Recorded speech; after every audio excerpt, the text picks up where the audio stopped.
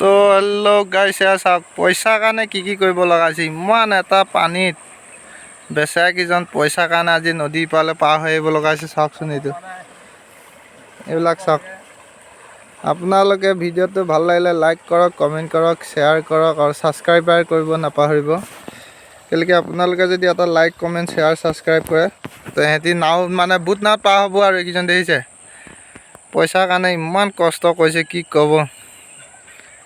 নদী পাৰ হৈ আহিছে এইকেইজন চাওক এইজন মেইন এইজন চবচে বেচেৰা 10 টকা পইচা নাই বুট নাৱত পাৰ হ'বলৈ লাজ কৰিছে দেখিছে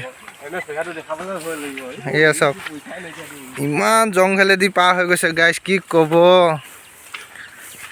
তো আপোনালোকৰ আশীৰ্বাদ গাইছ তো যদি ভিডিঅ'টো ভাল লাগে লাইকটো কৰিব কমেণ্ট কৰিব আৰু ছাবস্ক্ৰাইবটো কৰি দিব তো এয়া আমি বিহাৰী বস্তিত পাব হৈছোঁ এতিয়া কামলৈ ওলাই আহিছোঁ কি কৰিব হয় গাইছ ইউটিউবাৰ হ'ব বিচাৰি আছোঁ ছাবস্ক্ৰাইবাৰে নাপায়